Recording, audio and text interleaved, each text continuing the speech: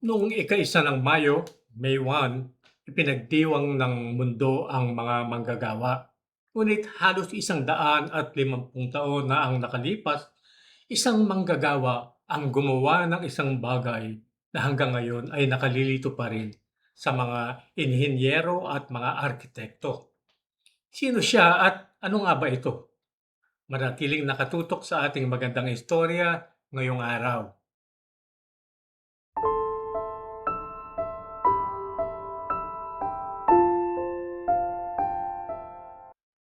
Maligayang pagdating sa Ang Tinig ni Padre Pio. Kung kayo ay bagong tagapanood o nagbabalik rito, ikinagagalak namin na narito po kayo. Ang kwento ngayong mula sa buhay ni Padre Pio ay maaaring makapagbigay sa inyo ng inspirasyon sa paraang hindi ninyo inaasahan. At bago tayo magsimula, nais kong ipaalam sa inyo na mayroon po kaming kawili-wiling website na puno ng espiritual na mapagkukunan at mga artikulo upang tulungan kayong lumago sa pananampalataya at buhay espiritual.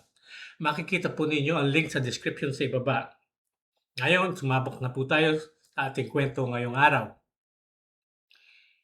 Tuwing Mayo 1 o ika-1 ng Mayo, ipinagdiriwang ng simbahan ang kapistahan ni San Jose ang Manggagawa.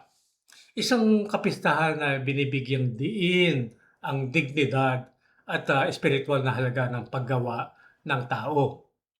Kaugnay nito, itinatag ang kapistahang ito ni Papa Pio XII noong 1955 bilang direktang tugon sa lumalaking impluensya ng mga sekular at komunistang pagdiriwang ng Mayo 1. Noong ika-20 siglo, ang Mayo 1 ay naging kilala bilang International Workers' Day, no? At isang pista na itinaguyod ng mga sosyalista at komunista upang ipagdiwang ang paggawa at karapatan ng mga manggagawa.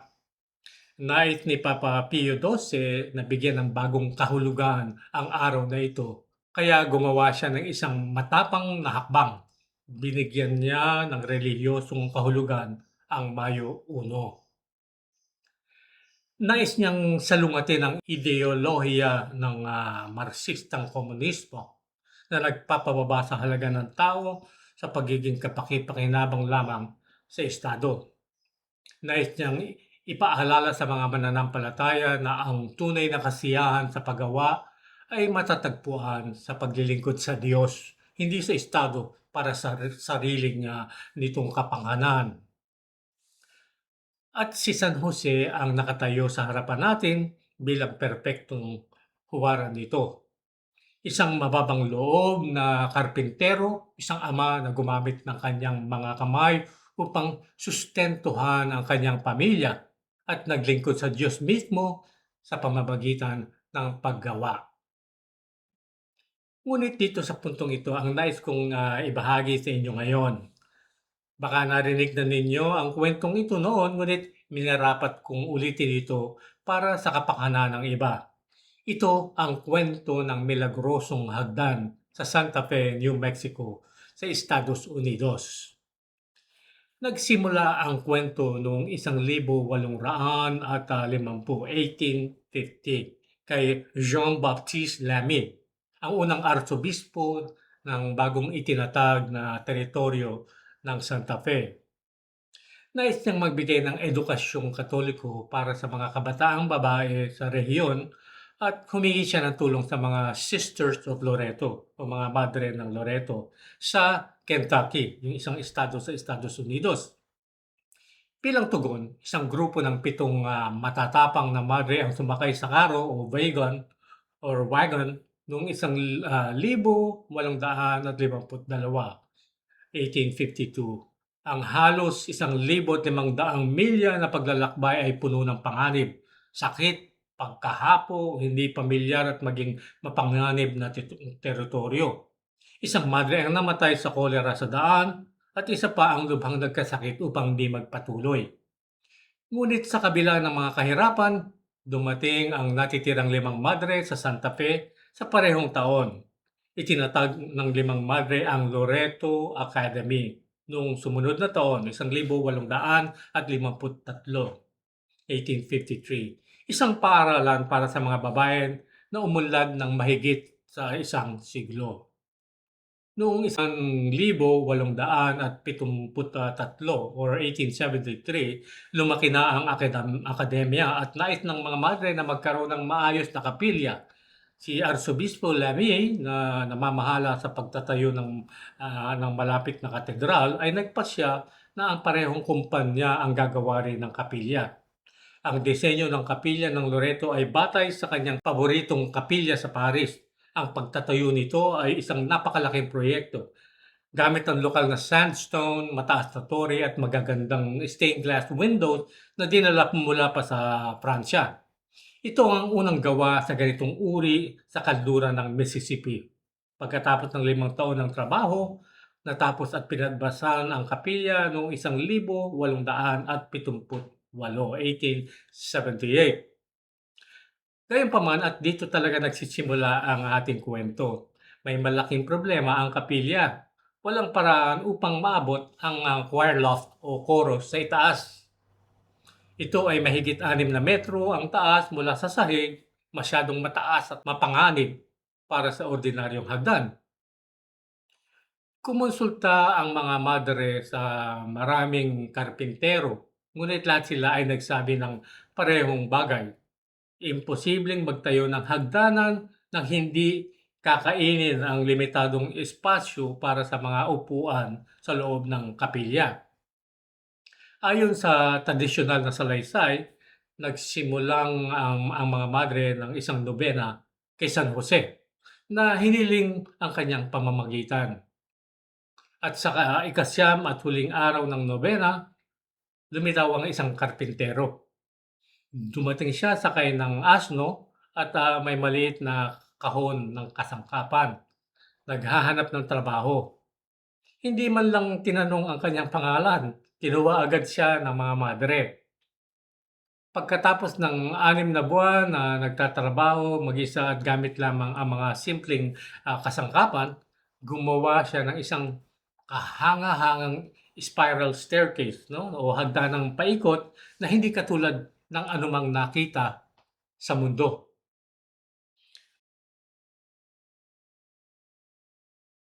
Ang hagdanan ay isang himala ng inhinyeriya o engineering. Gumagawa ito ng dalawang buong 360 degree o 360 grado na paikot o palupot. No? Walang poste sa gitna bilang suporta. Ginawa ito gamit ng mga kahoy na palasok o wooden peg sa halip ng mga pako mismo. Binubuo ito ng 33 hakbang, ang edad ni Kristo nang siya'y mamatay. Ang uri ng kahoy na ginamit ay natukoy bilang isang bihirang uri ng kahoy na hindi katutubo doon mismo sa lugar sa New Mexico. Pagkatapos niyang tapusin ang kanyang trabaho, nawala ang karpintero nang hindi humihingi ng anumang bayad. Nang subukan ng mga madre na hanapin siya upang pasalamatan at bayaran, hindi na nila siya matagpuan. Pumunta pa ang punong madre sa lokal na tablerya upang bayaran man lang ang mga kahoy, ngunit wala silang alam tungkol dito. Napaniwala ang mga madre na kung ano ang pinaniniwalaan pa rin ng marami hanggang ngayon. Si San Jose mismo ang dumating bilang sagot sa kanilang mga panalangin. Ngayon, ang banal na simbahan ay laging maingat sa mga pagpapahayag tungkol sa mga supernatural na bagay at wala itong tiyak na opisyal na pahayag tungkol sa hagdanang ito. Ngunit para sa mga nakakitang saksi at mananampalataya, ito ay hindi ordinaryong gawa ng karpintero. Kaya tuwing ipagdiriwang natin ang kapistahan ni San Jose, ang maggagawa, hilingin natin ang biyaya upang makita ang ating sariling trabaho hindi lamang bilang bagay na dapat gawin, kundi bilang bagay na maaari nating ihandog sa Diyos at sa pamamagitan nito lumago sa kabanalan. Maraming salamat sa inyong panonood at pagtangkilik. Kung nagustuhan po ninyo ang video na ito, mangyaring mag-like, magkomento at i-share ito upang makatulong na maikalat ang mensahe ni Padre Pio. Huwag kalimutang mag-subscribe at i-click ang kampanilya sa kanan nito upang hindi ninyo makaligtaan ang aming mga bagong videong ilalabas sa hinaharap. Kung nais ninyong palalimin pa ang inyong ugnayan kay Padre Pio, mangyaring isaalang-alang ang paglahok sa aming eksklusibong grupo ng mga buwanang donante o taga-abuloy na tinatawag na mga alagad sa kalinga ni Padre Pio. Isang espesyal na paraan upang lumago ang inyong buhay, espiritual at maging bahagi ng aming komunidad ng panalangin. Para sa mga karagdagang detalye, makikita ninyo ang link sa description box sa ibaba.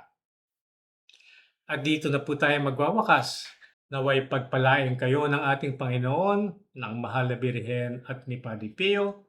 At magkita-kita po tayo sa susunod na video.